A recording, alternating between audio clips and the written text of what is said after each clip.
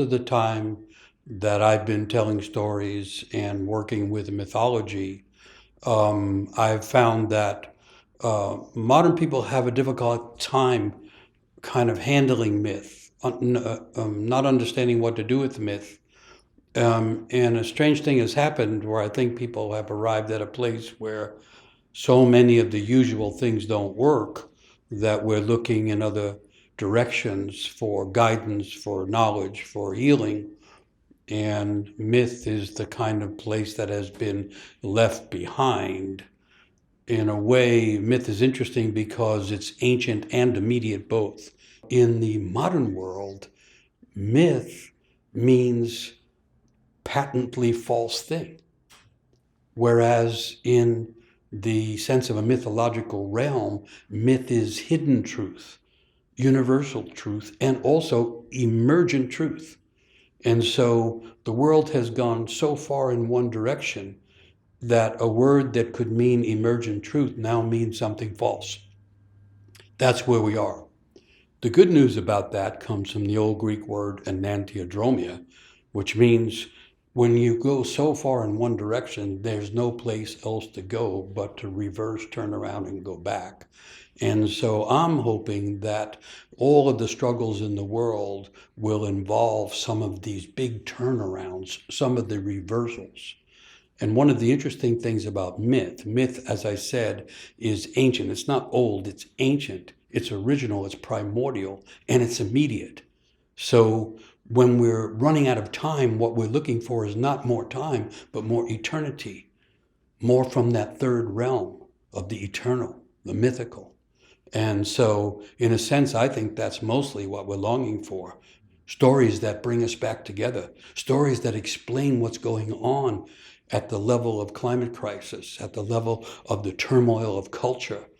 Stories cover all things, especially mythical stories. And so you could say that we're in an existential crisis at this point because the questions of existence are on everyone's mind.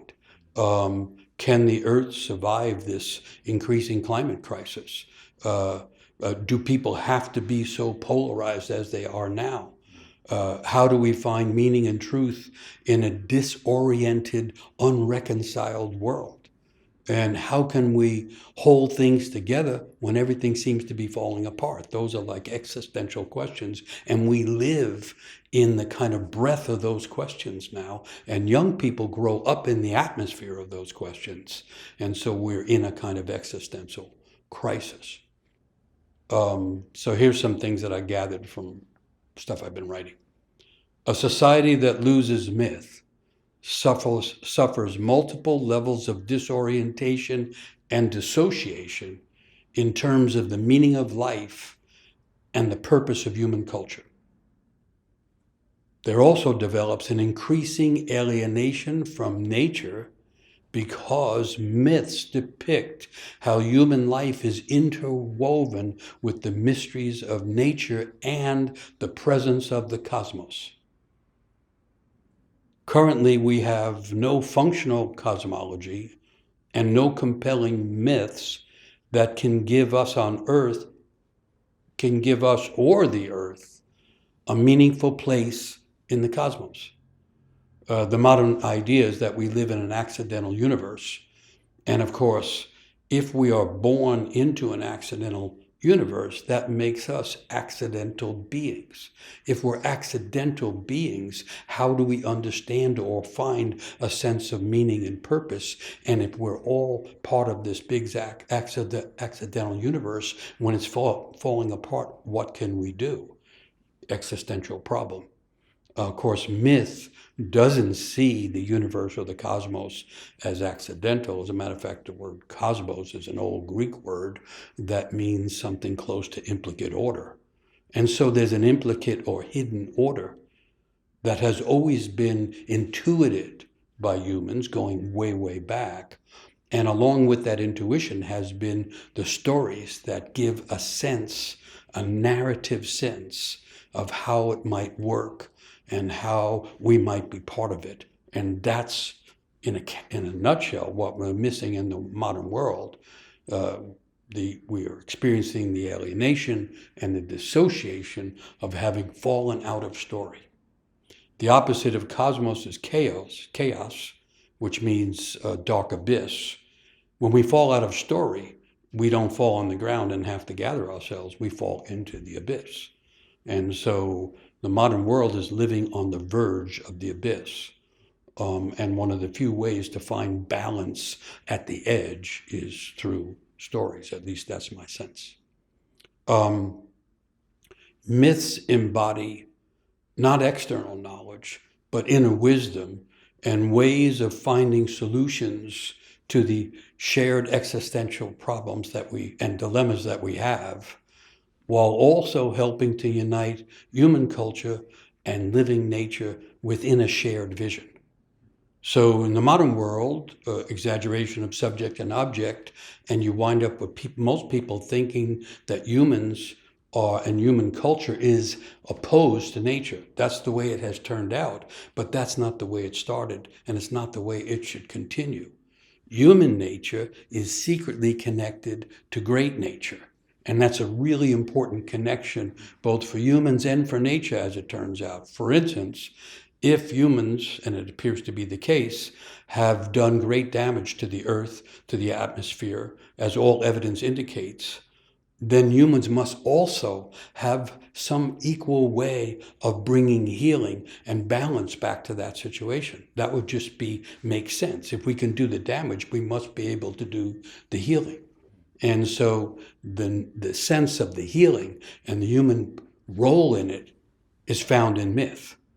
Another thing that comes along with the study of myth is the realization that myths are those kinds of stories that includes deities as well as animals and elements of nature.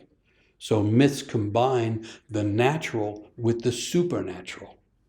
The word supernatural has taken on strange meanings, mostly having to do with fantasy. But supernatural doesn't mean fantasy. It's an extension of the natural, supernatural. And so myths show the interwovenness and the interconnection between divine beings and the animal and plant realm and the human realm. Three things, again, coming together through myth. And so in those stories, because we live on Earth, we're born and we live on Earth, and the nature of the Earth and the mythology of the Earth, humans are the links, the living links between the divine and all the things that are earthbound and earth-grown. Humans are those strange beings whose feet are tied to the earth with the limitations of the earth, but whose imaginations and spirit can reach to the highest heavens.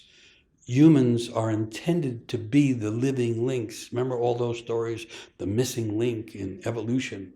Well, the real missing link involves the understanding that humans are the living link who have been bequeathed with the gift of knowledge, which, if properly used, can serve to connect the various realms and can also turn us into servants of the reweaving of the now alienated world. So again, we're at the end of a worldview and a cultural era. And so what's happening secretly is the energies of renewal and restoration, the great energies of imagination that caused all human cultures that came before, is trying to enter again. The end leads to a beginning, and they can only enter through those of us who are alive. But if we don't know that those manifestations are trying to come to us, then we feel more alienated and more dissociated, and we begin to fail our service of being the links between the divine and the earth realm. When people fall out of stories that are transcendent and coherent, it is not only a loss for humanity, it is also creates a break in the chain of being, the linkage that I was talking about, the psychological, mythological linkage. And then the continuity of being suffers a gap and a wound where the essential energies of life leak out of the web of life and leak out of the given culture. So the kind of wearing down of the old world view and the collapse of the institutions that we're living through are also an exhibit, an exhibition of the leaking of vital energies out of human culture and even human awareness, it seems, at times. Um, and so humans, being the missing link between heaven and earth, have done great damage, but also have a capacity to begin the restoration, the healing, and the renewal.